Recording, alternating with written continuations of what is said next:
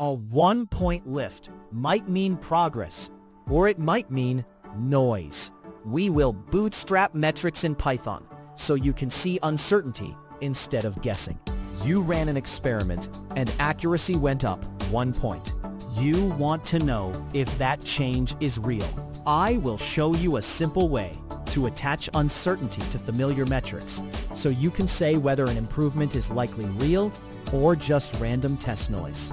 I'm Professor Pi, teaching AI foundations from basics to advanced with simple, concepts-first Python that helps you solve bigger real-world problems. A common pain is trusting a single number. Teams train models, compare accuracy or F1, and pick the higher score. But test sets are finite. A handful of tricky examples can flip a decision. Bootstrapping gives you a range for a metric, so you can see how noisy your estimate is. That helps you avoid chasing meaningless micro gains. Intuitively, bootstrapping resamples your test set with replacement many times. Each resample yields a version of the metric.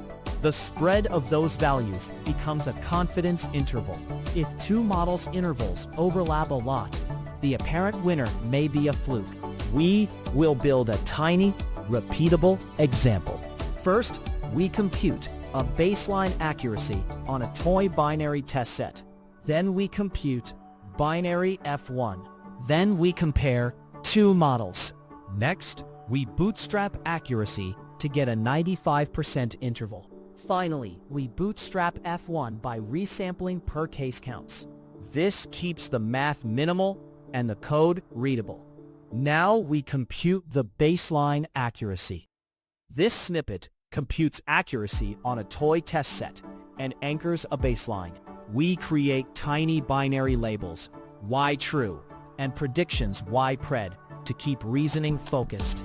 The expression sum, yt equals yp, for yt in SIP, counts correct predictions as true values, which sum to integers in Python.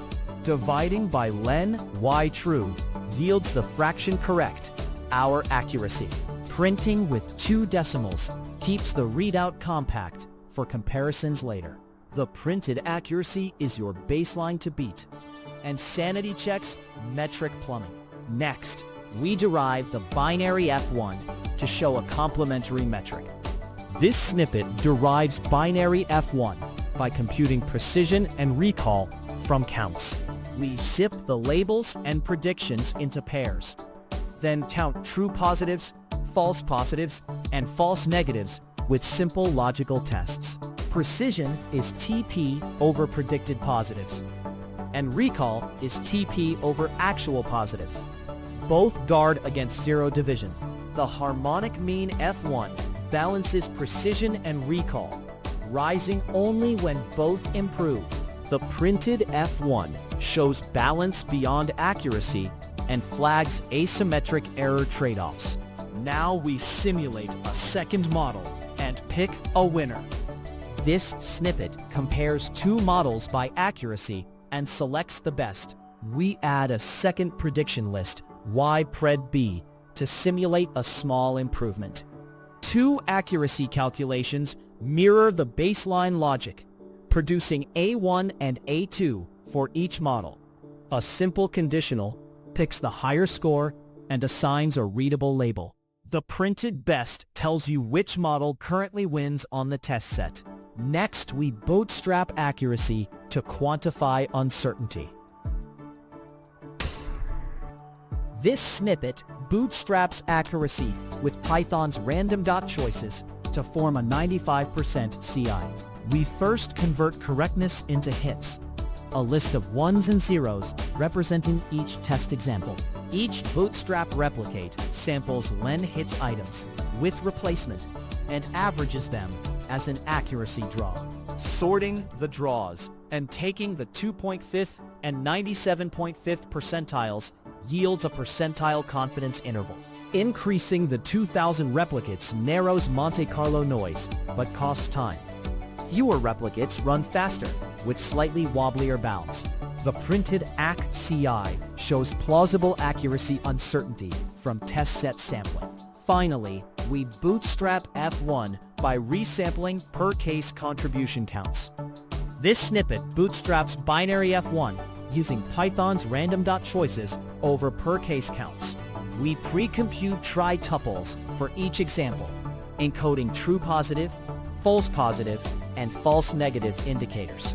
Each replicate resamples try with replacement, sums by column to get TP, FP, Fn, and computes F1 as 2 times TP divided by the quantity 2 times TP plus FP plus Fn.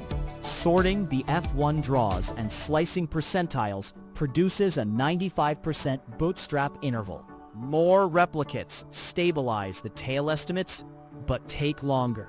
The printed F1 CI quantifies F1 uncertainty, closing the loop on whether improvements beat test noise. This toy flow maps cleanly to real work. Replace the tiny test list with your held-out dataset.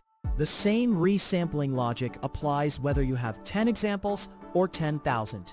On larger sets, the intervals tighten, and on smaller sets, they widen, which is exactly the signal you want to see. Recap. Bootstrapping builds many resampled estimates to produce confidence intervals for metrics like accuracy and F1. Use it whenever you compare small effects or small test sets to avoid chasing noise. One caveat. Bootstrap intervals reflect sampling uncertainty from your test set, not all sources of model error or dataset shift. Next step. Scale this exact approach by increasing replicates or applying it to cross-validation folds so you get more stable interval estimates on larger evaluations.